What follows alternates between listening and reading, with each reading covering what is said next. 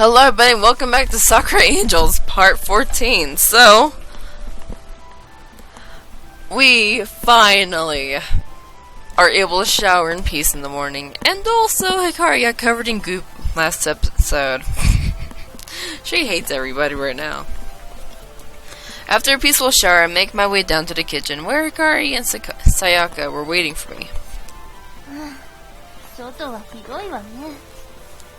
It gets awful out there. Hikari gazes out the window, a look of disgust across her face. With the laundry list of other things that annoy her, I guess it's no surprise she hates rain too. Do we really have to go to school today?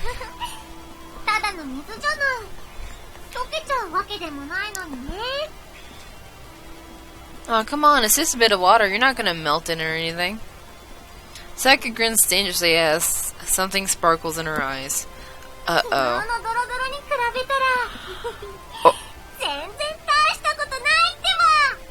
Oh no, she's wanting a death wish right now.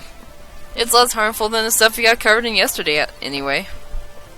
She tries her best to suppress a giggle but fails, laughter soon rocking the house. Conversely, Hikari is less than amused.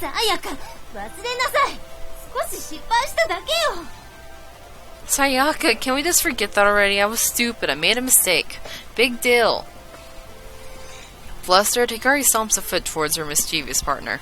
We haven't reached the school again. They're already arguing. I think that's a new record.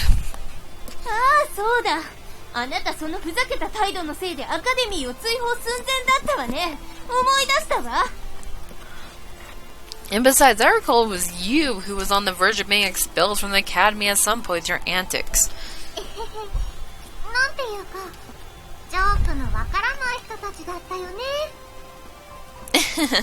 What can I say? They just don't appreciate a good joke.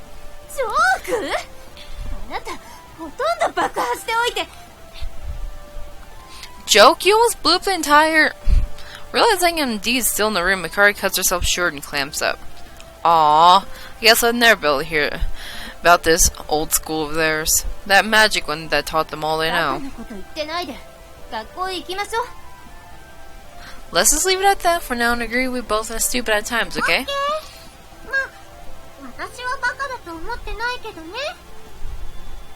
Okay, I don't think I was that bad though.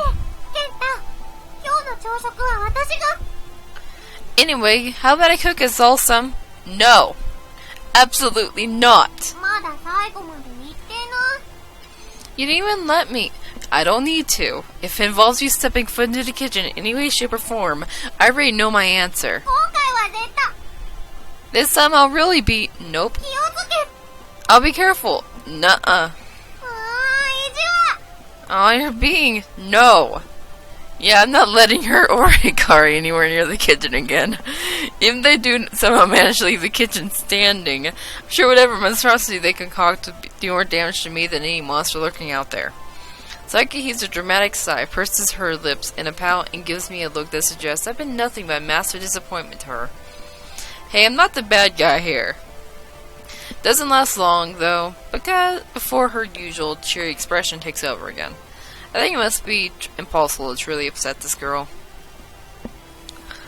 After that little dose of excitement for the morning, I quickly prepare a meal for the three of us before we set out into town and brave the storm.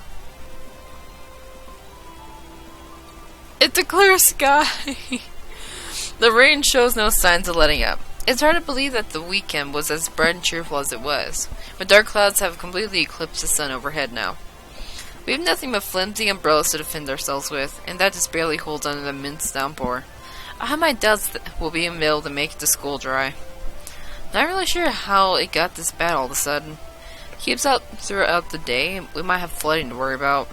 I feel a little silly for even having this cross my mind. But I can't help but feel that this may be the land lamenting in some way. A sign of things to come. I don't know what I'm thinking about such nonsense, but it won't leave my head no matter how hard I try. Looking back up at the skies, the clouds seem more sinister than before.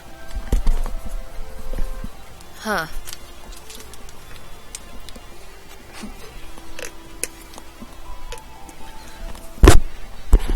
We make it to school without drowning. Somehow.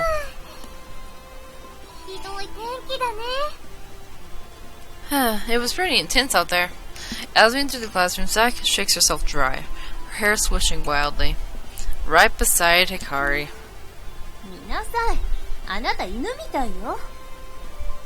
Watch it. You're like a dog. She stops and blinks innocently, the last drops of water splashing to the ground. Can't tell if she's just playing dumb here or if she really did it by accident. That's what makes her so scary sometimes. Never mind. Kari huffs and stomps over to her seat with the class just about to start. I follow suit and crumple into my seat with a sigh. What a depressing day it's turning out to be.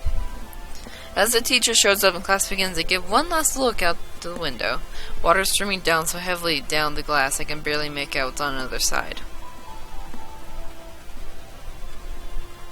The listening goes on, though with each passing moment, I find it more and more difficult to focus on the subject at hand, the writing on the board blurring into an incomprehensible mess.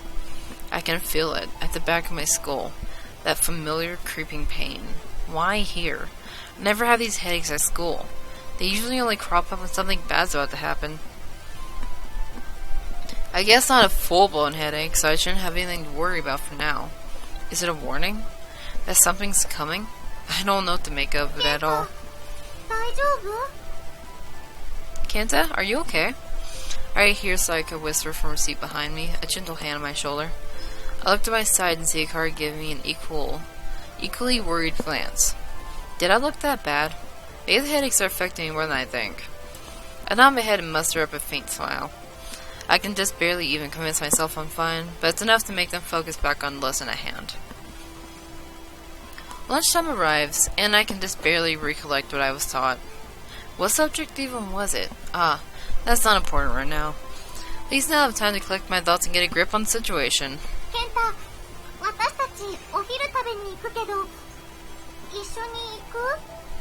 we're gonna go get lunch, Kenta. Do you want to come with us, or...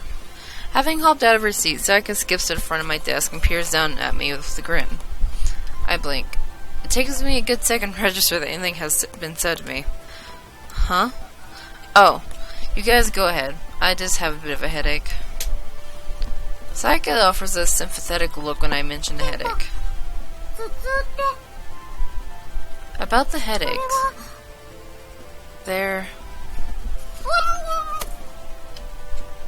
Hikari pops up out of nowhere and stifles Sakura with a hand to her mouth before she begins dragging her out of the class. Come on. Come on. He doesn't need to know any of that in the queues that are going to get too big if we stand around. Sakura's muffled cries of distress are the last thing I hear before the pair vanish into the corridor. Huh. Wait. Headaches? Does that mean she knows I've been having them frequently? And more than likely knows the cause of them? If they know something that will enliven me with this bizarre series of recent events, then I really have to chase them up to it. I can't let something as important as this be slipped under the rug like everything else they tried to keep from me. I was rising up from my desk with a wobble, my legs not quite all there. They should be at the cafeteria, right? I start for the corridor myself, but someone catches my eye amongst the waves of students going by. Silver hair and amber eyes, a female student marches along with a blank expression. My head rings. Where have I seen her before? Wait, is she really? There's no doubt about it. She's a dark angel that's making our lives a living hell.